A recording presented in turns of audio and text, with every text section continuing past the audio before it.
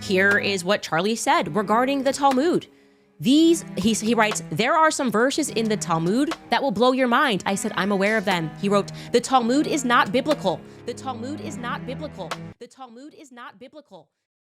None of us, left or right, Republican or Democrat, will be taking any lessons, orders, advice, or criticism from Meghan McCain ever.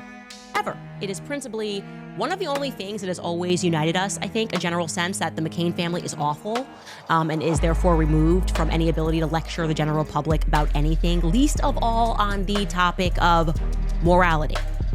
So over the weekend, the neocons, I don't know what was going on, but they decided to really go in the paint and continue their attempt to outright purchase Charlie Kirk's legacy like it was being offered on an episode of Storage Wars. That's what this feels like to me, right? So you've got Baby, you've got Benny, you've got Joshy, you've got now Meghan McCain. Everybody's just like, can I bid on the Charlie storage? I don't know what's in it, but I want it. I've got money. Yeah, that's what's happening right now. And we have now reached such a late stage of this neocon psychosis that Ben Shapiro is out there pretending that he's Charlie's personal knight. He was must have been Charlie's squire, actually, while he was alive. It is the most disturbing thing that I have ever seen in politics, and that's saying a lot. I know that he's a maggot. I know that he just has to do maggot things. He saw Charlie's corpse, just like he saw Andrew Breitbart's corpse, and it's just irresistible for him. That's his nature. But the speed of it and the statement of it, instantly, I'll pick up the bloody mic against the undeniable backdrop of how much Charlie could not stand him. It's just stunning, right? The persistence of it is stunning. To know Ben Shapiro is to eventually come to a point where you simply are forced to acknowledge the fact that he's just a different species. He's just different. We can't understand him because it's a different species. A lion cannot understand the habits of a worm. No one's ever making a lion speak and try. No, he's not hey, well, I'm a worm. Here's my instincts. It's he's just different altogether. But this weekend, he really went for it again. He decided to pick a fight with both Megyn Kelly and Piers Morgan and to once again mix in this idea that he cares about Charlie Kirk's legacy, right? Ben's entire existence, by the way, if you have not been paying attention, is calling for perpetual wars and picking fights from the safety of his home studio. I do not care what any person says, okay? That little man belongs in a locker. That's where he belongs. Ben should be given a swirly every single day of his life. Ben Shapiro's head belongs in a toilet permanently. That is a scientific fact, and I will not let anybody dispute it. That's just the nature of what he is. Anyway, so he decides to pick this fight for no reason at all with Megyn. Well, there's a reason. There's always the same reason with Megyn Kelly. And he calls both Megyn Kelly and Piers Morgan, he calls Megyn a coward and Piers Morgan a clickbait whore or something. And what is their crime? Like I said, the same crime that everyone commits, not groveling for Israel. That's it. He has some sort of a unique social disorder where he genuinely believes that if you disagree with him, you are an enemy that must be destroyed. Ben cannot survive knowing that there are people in the world that simply disagree with him.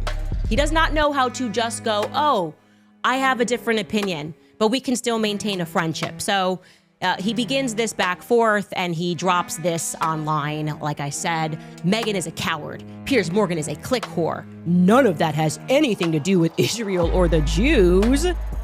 Okay, Ben, the Mossad hasn't been in the United States since like the 1980s. Okay, we get it.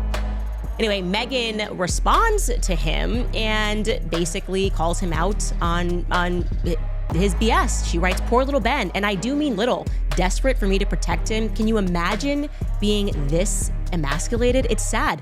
Why have they been stalking and harassing Megyn Kelly? Nobody knows. Megyn Kelly is a perfect example of someone that Zionists could have won the support of. She's been clear that she supports Israel. She supports Erica Kirk, Turning Point USA, but they can't do it. It's so all or nothing that they just demand 100% groveling, or they just push you out and then stalk you and gang stalk you and harass you. So Ben just has to mention me, allude to me in his response to her. And again, he's gonna white knight for Charlie Kirk here. And he says, don't worry, Megyn, I would never ask you to protect me. You won't even protect Charlie Kirk's widow from the monster accusing her of murdering Charlie.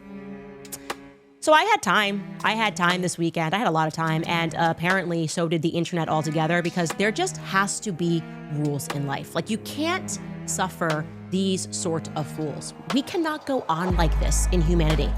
And it was just time to start sharing private conversations with Charlie, to know how Charlie actually felt about Ben and neocons more generally, in his own words, okay? Charlie could not stand Ben Shapiro. I have been telling you that, because Ben operated behind the scenes to try to stop his rise. The same way he's treating Megyn Kelly, that is how he treated Charlie Kirk. It's how he treated me. He's just a nasty person who cannot stand when people become more popular than him, or when their position becomes more popular than his.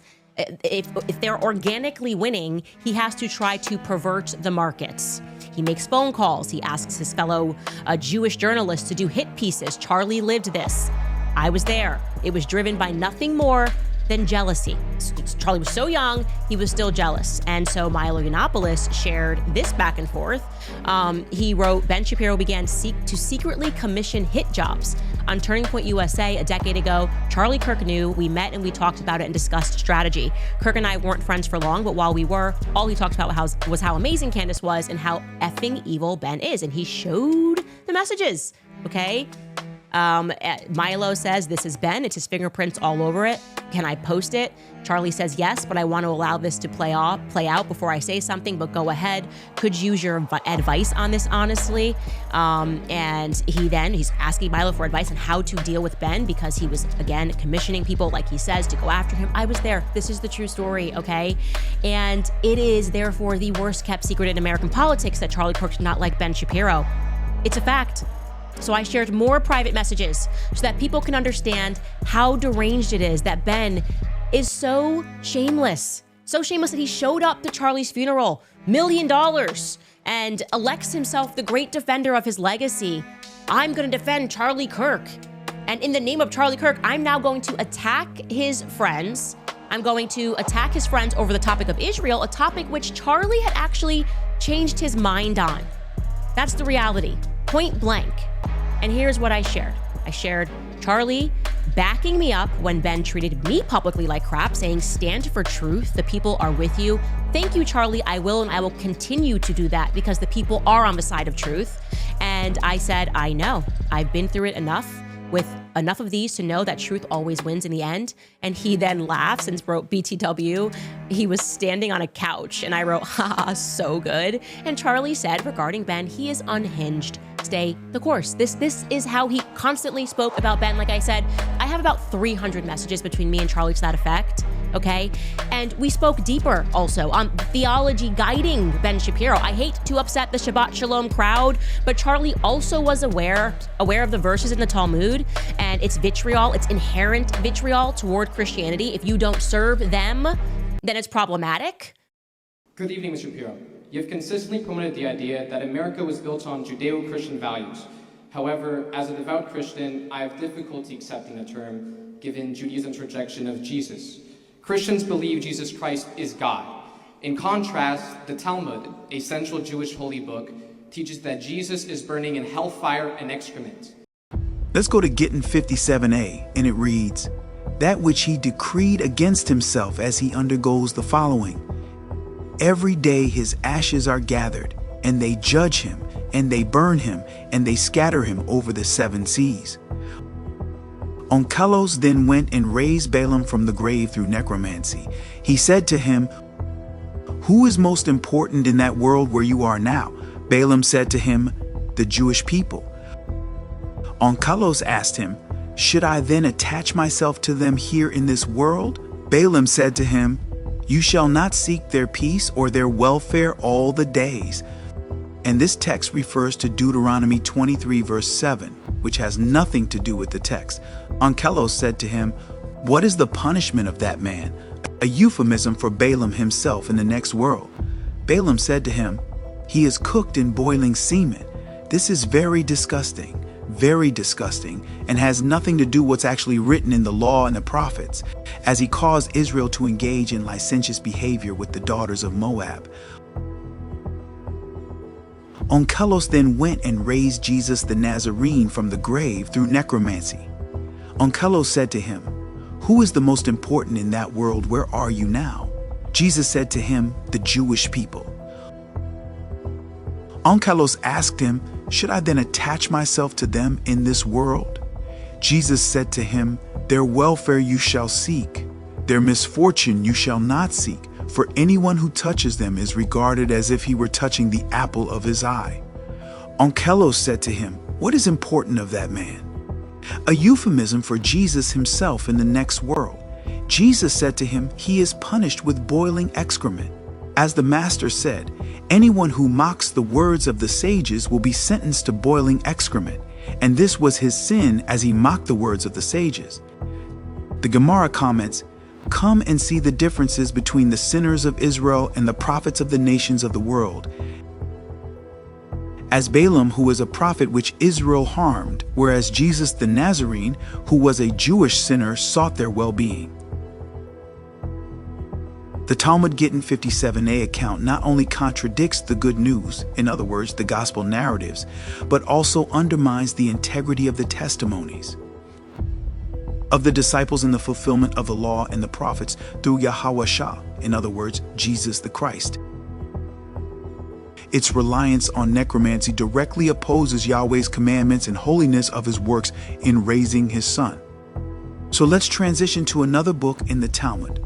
Let's go to the Sanhedrin 43a. On the eve of Passover, Yeshu the Nazarene was hanged. For 40 days before the execution took place, a herald went forth and cried, Yeshu is going to be stoned because he practiced sorcery and enticed Israel to apostasy. In other words, falling away. Anyone who can say anything in his favor, let him come forward and plead on his behalf. But since nothing was brought forward in his favor, he was hanged on the eve of Passover. Elihu retorted, do you suppose that he was one for whom a defense could be made? Was he not a mesith? In other words, enticer, concerning whom scripture says, neither shalt thou spare, neither shalt thou conceal. With Yeshu, however, it was different, for he was connected with the government. In other words, royalty, an example, influential. See, the connection between Balaam and Yahawashah, in other words, Jesus the Christ in the Talmud, is deliberate and layered. Both Balaam and Yeshu are accused of enticing Israel into apostasy, in other words, falling away. Balaam advised the Moabites to seduce Israel into idolatry and sexual immorality, while Yeshu is accused of drawing Israel away. Balaam is described as being punished by being boiled in semen, symbolizing the sexual sins he encouraged. Yeshu's punishment is described as boiling excrement, which is a metaphor for his alleged mockery of the law and the prophets. The Talmudic narrative, by linking Yahawashah, Jesus the Christ, to Balaam directly opposes the good news affirmation of him as the Messiah, further highlighting the rabbinic rejection of his role in fulfilling Scripture. Now, let's go to another section of this same book of the Talmud, Sanhedrin 106a. It reads, Balaam the son of Beor, the soothsayer, did the children of Israel slay with the sword a soothsayer, for he was a prophet. Rabbi Yohanan said, at first he was a prophet, but subsequently a soothsayer. Rabbi Papa observed, this is what men say, she who was the descendant of princes and governors, played the harlot with carpenters. So in Sanhedrin 106a, Miriam is derogatorily referred to as a woman of questionable character. This aligns with other Talmudic passages, an example Shabbat 104b, that allege Miriam was unfaithful or a prostitute, suggesting that Yahawashah was the illegitimate son of a Roman soldier named Panthera or Pandera. So in summary, this discussion highlights significant contradictions and theological tensions between the Talmudic narratives and the accounts found in the Torah, in other words, the law and the prophets. The good news regarding Yahawashah, Jesus the Christ, and key figures such as Miriam, specifically the Talmud, through passages like Gittin 57a, Sanhedrin 43a, and Sanhedrin 106a, presents polemical narratives that attempt to discredit Yahawashah's divine mission, his mother's integrity, and his role as the fulfillment of messianic prophecies. The Talmudic portrayal of Yahawashah and Miriam starkly contrasts with the testimonies of the law, the prophets, and the good news. These polemical narratives serve as a theological counterargument rather than factual or scriptural affirmation. Now, let's hear directly from the mouth of the Israeli rabbis. And you judge for yourself who is telling the truth. And while the New Testament tells us to love our enemies and pray for those who persecute us, Sovereign 15 of the Talmud states that even the best of the Gentiles should be killed. Given these irreconcilable differences, why do you insist on using this oxymoronic term? Okay, so first of all, that's a really bad read of the Talmud. Second of all, the notion that you can cite any text in support of the idea that Judaism broad writ is somehow disdainful or hateful of Christians or of people who are not Jewish is, in fact, a tremendous misread of Judaism over the centuries and particularly today.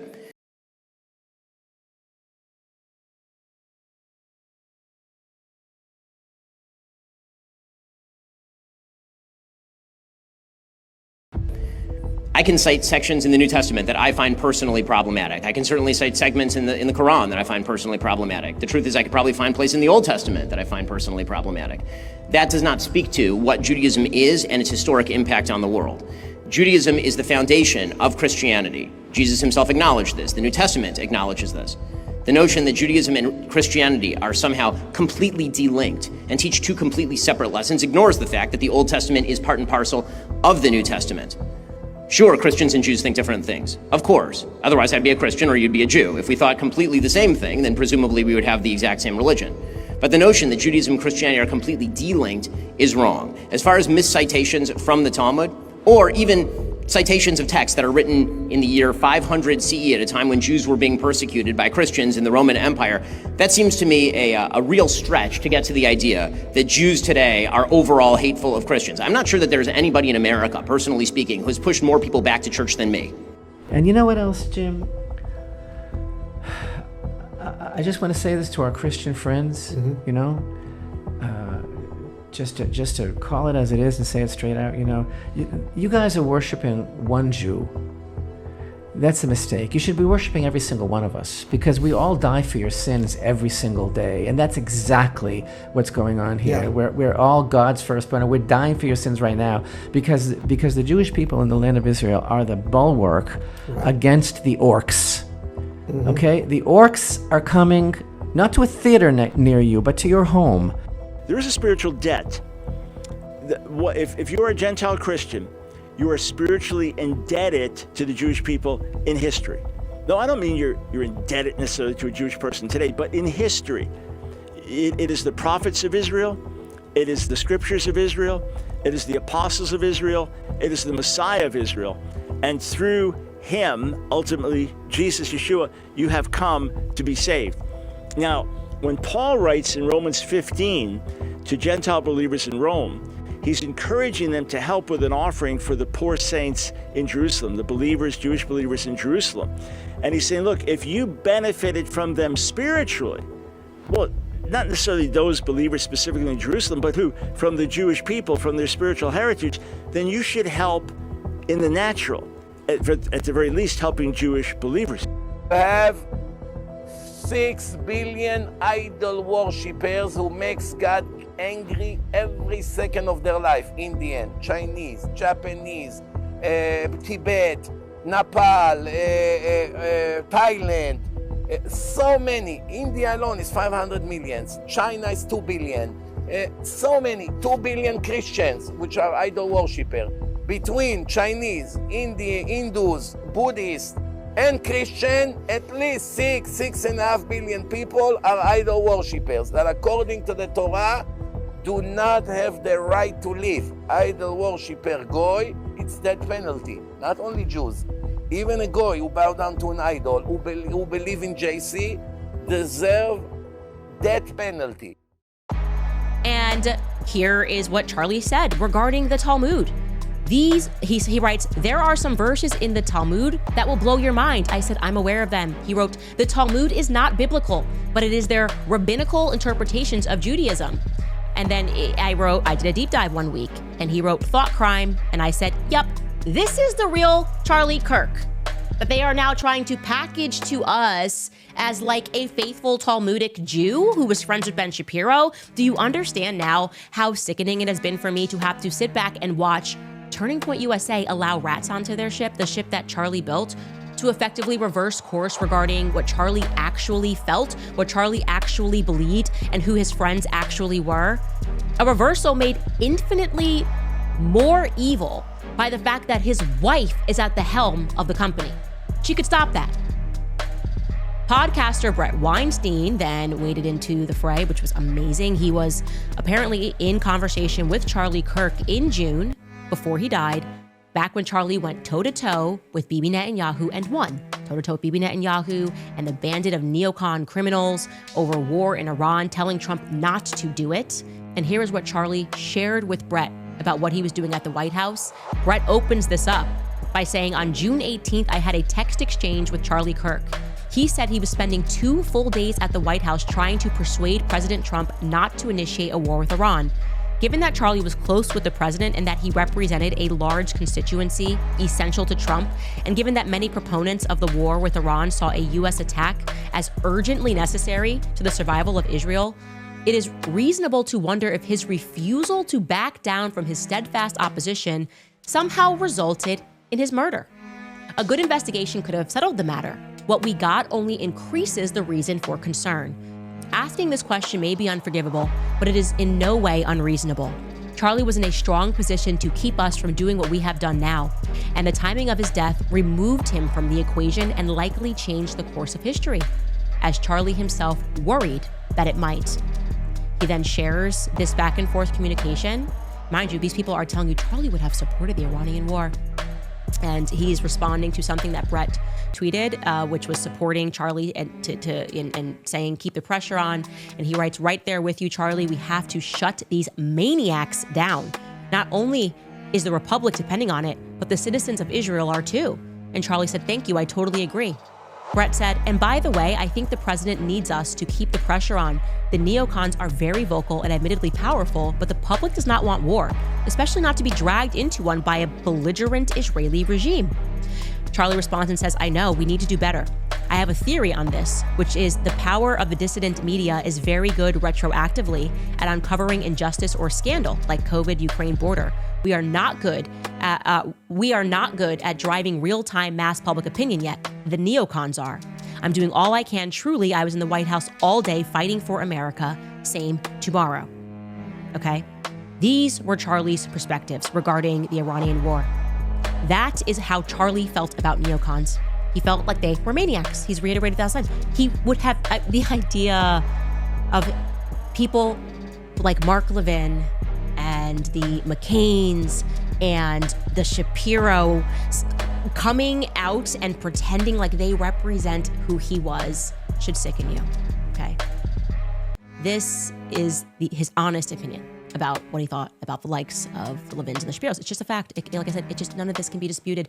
But don't worry, because then what happens, because they're just getting pummeled with Charlie's own words online, is that our resident turncoat Blake Neff is going to pop in, and then he tries to smooth things over for neocons, who are getting, like I said, revealed by Charlie's own words. And basically what Blake does is he tweets a lot of words to admit that I'm telling the truth, that Charlie did not like Ben. Here is what he has to say. Blake writes, since some silly claims are being made right now, no, Charlie Kirk did not, hate, operative word being hate Ben Shapiro. Charlie and Ben deferred about the best direction for the conservative movement. Ben supported Ron DeSantis in the 2024 primary, while Charlie was all in for Trump from the start. J.D. Vance was one of Charlie's favorite politicians, while Ben had been critical of him. Charlie saw Ben as a rival. They both had high-profile shows in major conservative organizations, and Charlie wanted his to be bigger. I'm sorry, I just have to stop reading because it makes me so angry. It is such an objective lie. Blake was not even around for the building of Turning Point. He has no idea what the hell he's talking about. Blake, shut up. Take this tweet down because it makes me angry. Actually, I just got mad, okay? He's a liar. Blake, you are a liar, and you should be ashamed of yourself. You were not there when Charlie built this company. They were not rivals. They actually had nothing in the beginning that would have made them rivals. Charlie was building a 501c3 charity. okay? He wanted to be on college campus. That is not what Ben Shapiro was doing. Ben Shapiro was trying to take Andrew Breitbart's legacy and recreate it by manufacturing a scandal with the Daily Wire. They should have been natural allies. But then Ben had to be Ben. He got jealous as Charlie got bigger, and he went behind the scenes with his connections to the donors and started squeezing Charlie and trying to control who he could speak to. You're a liar, Blake. Why do you keep lying? At least you admit that there are rivals, that they were rivals, but the idea that that rivalry came because they were both in the same industry or in the same space is factually untrue. It is factually untrue. Charlie was innately not a jealous person whatsoever. Okay, he liked to share, he liked to build, he liked to bring people into the fold. It's not possible to do this with somebody as petty and as short as Ben Shapiro. It's impossible. It literally is impossible. Anyway, the point being is at least he finally let the words out of his mouth that when Charlie died, they were rivals, okay? That's a confession, and I want you to pause and truly appreciate how disgusting it is that they're willing to say that now, but they didn't care after Charlie died, okay? Like I said, it wasn't because they held a similar space. It was because of what Ben did to Charlie. Putting pressure on the money, financial threats, controlling like he always does with the money. Don't let this person speak here. Don't let this person speak with them. I'm gonna have donors. I know donors. My daddy has money. Make financial threats. Oh, the Jewish donors gonna now take away money if this person speaks. That's how he plays the game. But think about it. On the Turning Point USA side, think about the fact that they allowed Charlie's rival to open Amfest by dissing Charlie's friends. All because of the almighty dollar. What does that say about the ethics that are guiding that company right now? Another thing to note is that Ben Shapiro has a very particular kink, if you haven't caught on now, which was on display on that Amfest stage, actually. He's really into public humiliation rituals. He doesn't just want to disagree with his friends in private. He wants to try to destroy them behind the scenes, but he also insists on surprising his friends on camera and putting them on the spot and demanding their allegiance to his viewpoints. Like, he literally fancies himself on an episode of To Catch a Predator, but doesn't realize that he is the predator. Like, you just keep catching yourself being an immoral piece of shit. That's what he initially did to Megyn Kelly on her tour, no less, on stage. It's what he did to me. He infamously stood up on that table while I was employed by a company that he was a part owner of. And I find out how he feels about me, calls me a faux sophisticate because I tweeted that genocide was always wrong. That was my big offense.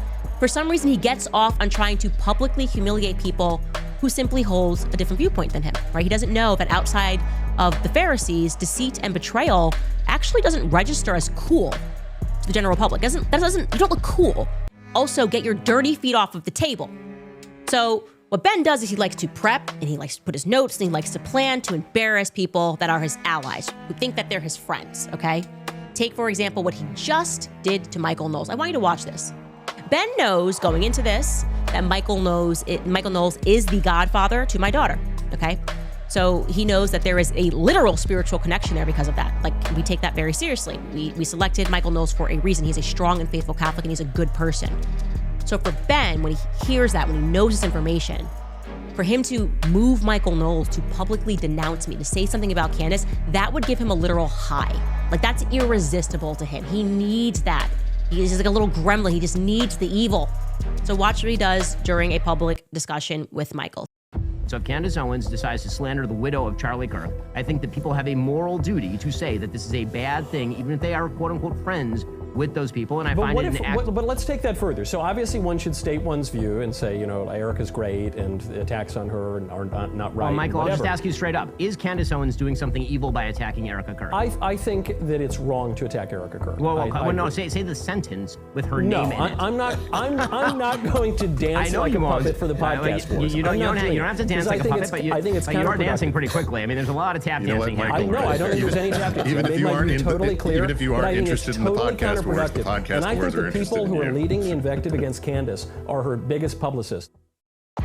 He wants him to say the sentence because it has nothing to do with Erica. Erica's just the person he's using. He's not friends with Erica. He's never been friends with Erica, never been friends with Charlie. It's about me. And this is just his tool to try to get Michael to bend the knee publicly. He is losing, the neocons are losing badly. Truth is their kryptonite. They cannot tolerate it. Which brings us to Meghan McCain, who apparently fancies herself the police chief of morality, apparently. Since private messages are destroying them in every manner possible, she's going to make a demand that people stop showing them. Here's what she actually wrote on X. She wrote, "Stop sharing dead people's text messages, you absolute psychopaths." Psychopaths. Wow. A diagnosis from a McCain. Meghan McCain. A McCain. Question, how many Muslim kids do you think had to be murdered for her trust fund? Like, across how many countries? Also, across how many countries like Ukraine were people subjected to bloody color revolutions led by her father literally in the streets so that she could sit back and deliver lectures on what it means to be a psychopath? I want to be clear, I don't think Meghan is a psychopath. I think she's dumb as rocks. I think she has always been a blubbering idiot who offers nothing, and she is so dumb that she is completely unaware of how universally despised her family is. Meghan McKelly should shut up. She should shut up and enjoy her blood bunny, which is why I decided to answer by sharing another private text message from Charlie Kirk. And here it is. And it's very well said. Meghan McCain is a piece of shit. Yes, it's real. And I actually shortened it. It was it's longer, the exchange. Here's what we said. I guess this is more my response. Meghan McCain is a piece of shit. And I said, just like her father was. And Charlie wrote back and said, disgrace. They are a disgraceful family. A disgraceful family for the ways in which they have betrayed Americans and allowed for mass murder and bloody wars overseas. So, speak when spoken to, Meghan, okay? Now, since they hate how much we will not allow them to lie, since they're upset with us for not allowing them to turn Charlie into the afterlife into a war hawk, right? A war hawk in the afterlife. We should probably check in on Trump's dumps and talk about the war that we're currently engaged in, because he launched this war on Zio vibes, right? This was a Zio vibe war. There was actually no strategy in place other than to keep lying and deluding themselves, and something about a red heifer. I think there's some red heifers and a messiah involved. So we're launching on Zio vibes and some red cows. What's your thoughts? Please be respectful with your comments. Also, please click the like, click the notification bell, and subscribe to this channel. Listen, Genesis chapter 11 verse 10 explains the genealogy of Shem. Shem was a black man in Africa. If you repeat this back, Genesis 14 verse 13, Abraham steps on the scene. Being a descendant of Shem, which is a fact, means Abraham too was Abraham, born in the city of a black man called Nimrod, grandson of Ham. Ham had 4 sons. One was named Canaan. Here, let me do some explaining. Abraham, Isaac was Jacob had 12 sons, for real, and these were the children of Israel. According to Genesis chapter 10, these were the children of Israel. According to Genesis chapter 10, these were the children of Israel. According to Genesis chapter 10.